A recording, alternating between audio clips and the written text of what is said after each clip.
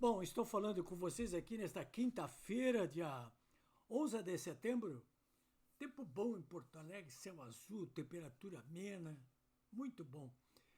Olha, senhores, confesso para vocês que eu não esperava nada diferente desse julgamento do Bolsonaro, que concluiu na prática hoje, que está concluindo. Estou falando aqui 5 horas da tarde com vocês, mas praticamente concluiu hoje. Né? Há pouco estava ouvindo falar a ministra Carmen Lúcia, fazendo um jogral ali.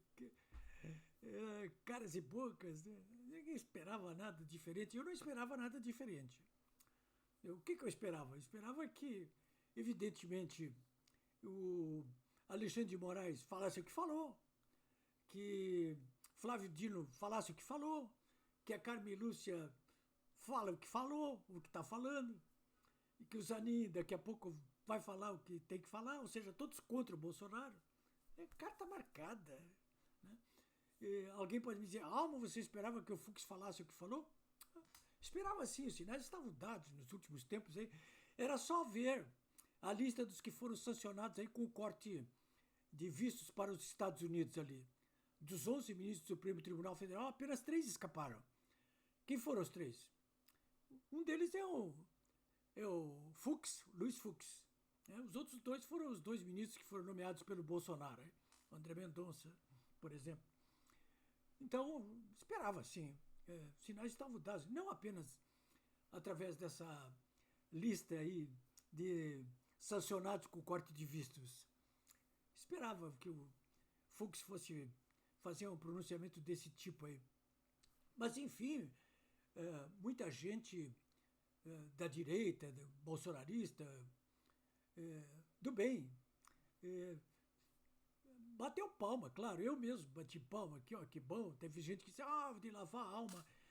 Olha, eu não fiquei tão satisfeito assim, porque para realmente o ministro Luiz Fux avançar mais do que avançou, eu acho que ele teria que ter pedido vistas desse processo e com isso paralisar por até 90 dias essa ação judicial aí. Porque em 3 meses daria tempo mais do que suficiente para ganhar corpo a proposta de anistia, que teima em não ir adiante aí pelas mãos do Hugo Mota, presidente da Câmara, e Davi Alcolumbre, presidente do Senado. Mas as pressões populares, as pressões políticas, a pressão inclusive do governo dos Estados Unidos, tudo isso aí ao longo de 3 meses, claro, poderia fazer com que esse projeto avançasse até no sentido da aprovação. Mas ele não fez isso. Por que ele não fez isso? Eu acho que ele não fez isso para deixar uma ponte ali com os demais colegas da primeira turma ali que estavam com ele, que estão com ele julgando esse caso aí. Né? Esse é um ponto que eu coloquei aí. Mas o pessoal da esquerda, claro, não se conformou hoje, estavam ofendendo gravemente o ministro Luiz Fux, né, que é descendência judia. Eu vi aqui, inclusive, a Malu Lula Nogueira aqui, não sei se vocês conseguem ver isso aqui, ó. Aqui, ó. Ela colocou uma postagem nas redes sociais assim, ontem, né? Assistimos ao vivo e a cores o jurista menor e judeu sionista. Olha, jurista menor e judeu sionista, Luiz Fux morrer.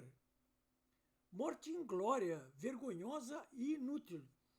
Pô, eu não tenho dúvida de que a Malu, se tivesse um rifle de precisão como aquele que matou aquele ativista trumpista lá dos Estados Unidos, o Kirk, ela usaria contra o Luiz Fux. Hein?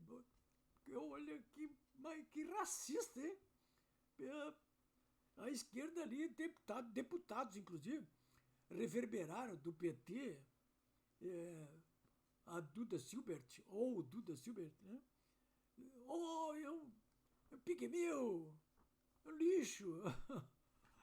O Luiz Fux. Bom, então, senhores, eu conversei hoje com pelo menos 3 advogados. Eu tentei falar com mais, mas bastou 3 advogados. O Adão Paiani, que advoga junto ao Supremo Tribunal Federal, que é aqui de Porto Alegre, o criminalista Ricardo Breyer, que foi presidente da OAB aqui do Rio Grande do Sul e comandou a área de prerrogativas funcionais dos advogados na OAB Nacional, e também o advogado Marcos Vinícius Gravina, né? Venceu com esses aí. Tentei falar com o Rafael Leal, mas acho que eu não consegui. Criminalista, já foi meu advogado, inclusive. Até fui absolvido pelas mãos dele. Um crime de homofobia. Bom, senhores, o que eu quis saber algumas respostas para o day after, né? O que vai acontecer agora? Né? Então, eu perguntei para o Adão Paiani se a primeira turma confirmar o placar de 4-1, vai confirmar, claro, né? Caberá que tipo de recurso ao Bolsonaro e aos demais acusados? Ele me uma resposta curta e grossa: embargos de declaração. Cabe embargos de declaração. Muda a decisão? Não muda. Embargos de declaração, eu já protocolei dezenas e dezenas de embargos de declarações e ações que eu respondo, que eu ajuizo. Né? Embargo de declaração ele serve apenas para esclarecer pontos obscuros de alguma decisão judicial. Mas não modifica, não entra no mérito da decisão. Pelo menos não entra na mudança da decisão tomada. Né?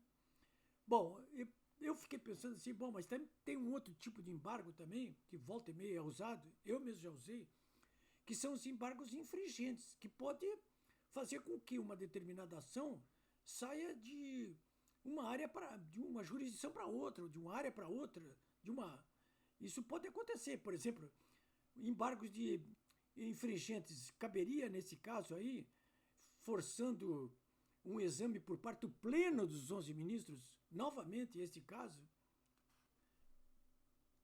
Legalmente, sim. Né? Mas o que disse o Adão Paiani? O cabimento de embargos infringentes, nesse caso, ele disse que é discutível. Por que é discutível? Porque é ilegal? Não, ele não é ilegal. O artigo 333 do Regimento Interno do Supremo prevê que cabem embargos infringentes em decisões não unânimes do plenário ou da turma. Ou seja, num caso típico como esse, que é 4-1, houve um voto contrário, divergente. Portanto, segundo o artigo 333 do próprio Regimento Interno do Supremo Tribunal Federal, cabe embargos infringentes. Eu não sei se os advogados do Bolsonaro e dos outros réus vão não apenas interpor embargos declaratórios, mas infringentes, né? Então, aí, claro, isso iria para exame do pleno dos 11, né, ministros. Mas, e pode acontecer, me disse o Adão, não conta com isso, né? Porque o Supremo vem restringindo esse tipo de recurso nos últimos anos, entendendo que ele não se harmoniza mais com a Constituição e com o Código de Processo Penal. Ou seja, olha, a lei está no regime de interno, mas deixa para lá, não vou mais. Né? Mas o fato é, me lembro, Adão Paiani, que no mensalão foram admitidos, sim, os embargos infringentes. Né? No caso da ação penal 470, né, do mensalão, o Supremo admitiu os embargos infringentes, mas depois passou a rejeitar, principalmente quando os julgamentos são da turma, como esse aí da primeira turma, né? Então é o seguinte, pro day after, né? A tendência é que o Supremo só admita embargos de declaração, que são limitados, como eu já disse, né? Vão esclarecer dúvidas, omissões, do acórdão, mas sem rever a decisão de mérito. Bom, já que estamos falando de acordo, então, hoje, quinta-feira, né, falaram os dois últimos ministros aí, a Carmen Lúcia e o Zanin. Então, o que vem agora? O que vem agora, de imediato, será a fixação da pena, que eles chamam de dosimetria, né? Isso pode ocorrer até hoje de noite, ou amanhã, numa sessão próxima, ou na segunda-feira, no fim de semana, mas de imediato, né? Eles vão fazer uma reunião ali, e vão examinar as divergências de penas aplicadas por cada ministro, por alguns dos ministros, né? E cada ministro vai apresentar a sua proposta. A pena final, estabelecida pelo que eles chamam de dosimetria, é definida pelos votos da maioria. Então, nesse caso aí, é mais do que provável que o Bolsonaro vai tomar alguma coisa como 40 anos de cadeia, né? Bom, e depois disso, vão prender o Bolsonaro e os outros réus de imediato, os que não estão presos ainda? Bom, depois da dosimetria, será lavrado o acórdão, que deve ser publicado em até 60 dias. Mas o acórdão pode ser publicado antes, principalmente devido a essa celeridade com que eles estão dando andamento a esse processo aí. Depois da publicação do acórdão, aí sim é que entram os embargos de declaração no prazo de 5 dias ou infringentes, né?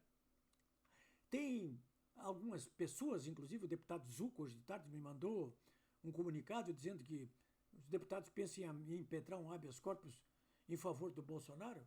Pode impetrar, sim, mas não vai levar. Então, o que nós vamos ver aí agora é o seguinte: resultado de 4-1. Amanhã, sexta-feira, ou nos próximos dias, os ministros vão se reunir de novo da primeira turma e vão estabelecer o que eles chamam de dosimetria. Ou seja, vão unificar ali, vão chegar a um acordo a respeito das penas que cabem a cada um dos réus, né? Depois disso, pode passar até 60 dias para a publicação do acórdão, que é a decisão tomada finalmente pelo conjunto dos 5 ministros da primeira turma, e aí sim se abrirá prazo de 5 dias para que os advogados das partes dos réus possam protocolar embargos de declaração ou embargos infringentes. O embargo de declaração não vai mudar nada, que é provavelmente só o que eles vão aceitar, né? Então, nós temos aí, se for a prazo total, no início de dezembro, os 7 réus, os que não estão presos, vão para a cadeia, inclusive o Bolsonaro, né? As saídas, anistia. Agora, durante ou depois. Anistia. Não tem a menor dúvida a respeito disso aí, né? A outra saída é o Bolsonaro ou alguém buscar um asilo aí em alguma embaixada, né? Mas pelo andar da carruagem está me parecendo que, pelo menos até o início de dezembro, você, como eu, não vão ficar sabendo exatamente o que o Bolsonaro vai fazer. Se ele vai esperar até que todos os recursos sejam examinados pelo Supremo, coisa que vai aí para início de dezembro, ou se ele vai procurar um asilo, agora ou depois. Isso aí só com bola de cristal para poder saber. É isso aí, senhores.